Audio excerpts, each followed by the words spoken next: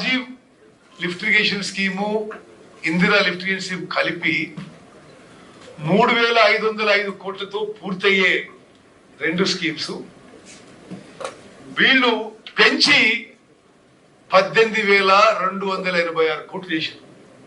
ఎట్లయితే కాళేశ్వరము 38,000 కోట్ల నుంచి రీడిజైన్ చేసి 2 3 చేసిండ్రు, దీన్ని సుమారు 4 చేసిండ్రు.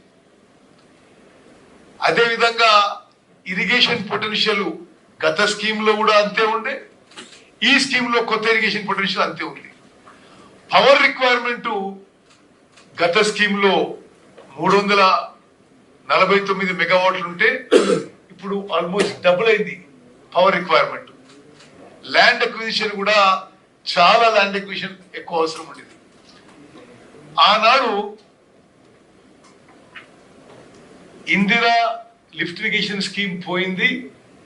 కేసీఆర్ ముఖ్యమంత్రి అయిన తర్వాత, వాళ్ళ ప్రభుత్వం వచ్చిన తర్వాత కొంత భూభాగం, తెలంగాణలోని భూభాగం ఆంధ్రాకి కేటాయించి వీళ్ళ నిశ్శబ్దం నిర్లక్ష్యం వల్ల మరి ఆ మండలం, ఆ గ్రామం ఆంధ్రాకి పోయింది.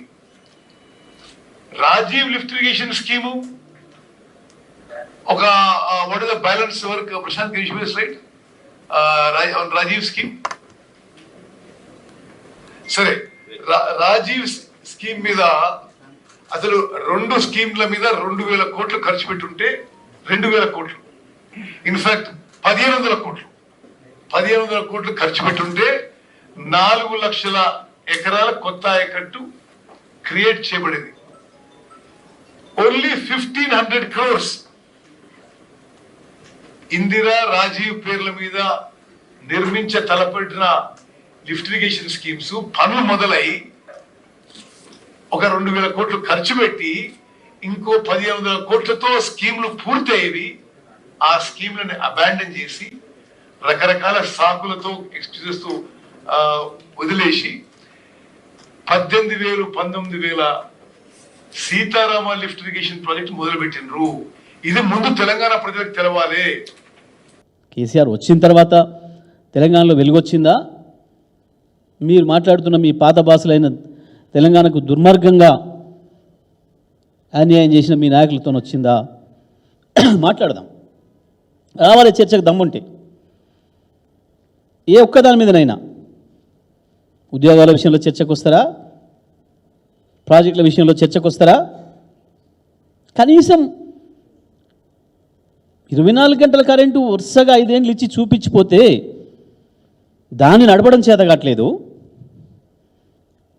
కాళేశ్వరం కట్టి వరుసగా 4 సంవత్సరాలు నీళ్ళు ఇస్తే ఉత్తమ్ కుమార్ రెడ్డి గారు నీ నియోజకవర్గానికి, నీ పాత నియోజకవర్గానికి, నీ కోదాడకు, ఇప్పుడు నీ హుజూర్ నగర్ ఏదైతే మా చిన్న సీతారాం తండా పక్కన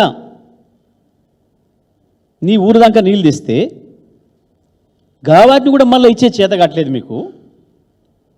సోయి లేదు, జ్ఞానం లేదు. ఇక మీరు మేమేందో ప్రాజెక్టులు మేమే చేసినాం, 8 నెలలనే కట్టేసినాం, మీరు 30% కడితే మేము 70% కట్టినాం చూపిస్తారా? ఒక్క రూపాయి మీరు ఖర్చు పెట్టి పని చేయించింది. ఇవాళకి కూడా ఇంకా కాళేశ్వరం నీళ్ళు రావాలని మొత్తుకుంటున్నారు ప్రజలు. ఇచ్చే అవకాశం ఉంది. అయినా మీ దుర్మార్గపు ఆలోచనలతోని కేసీఆర్కి ఎక్కడ మంచి పేరు వస్తుందో అని చెప్పి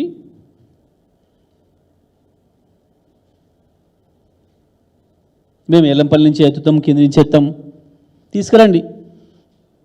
ఎల్లంపల్లి నుంచే తేవాలే 140 టీఎంసీలు నీళ్ళు నిల్వ చేయడానికి కేసీఆర్ ఏదైతే ప్రాజెక్టులు పూర్తి చేసిండో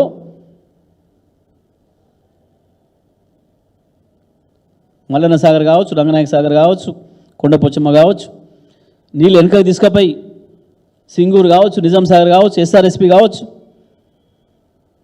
మిడ్ మానేర్, లోయర్ మానేర్ కావచ్చు, అన్ని నింపాలి. దాంతోపాటు మొత్తం చెరువులు ఇవ్వాలా. కోదాడ కాన్స్టిట్యున్సీ మోతే మండలంతో సహా, సూర్యాపేట తాలూకా పెనుబాడు మండలంతో సహా మొత్తం ఇక్కడి నుంచి అక్కడి వరకు తుంగతుర్తి, పాలకుర్తి, డోర్నకల్, మహబూబాద్, వరంగల్, పరకాల, హుజూరాబాద్, మానకొండూర్, ఎన్ని నియోజకవర్గాల్లో ఉండే చెరువులను కూడా నింపాలి.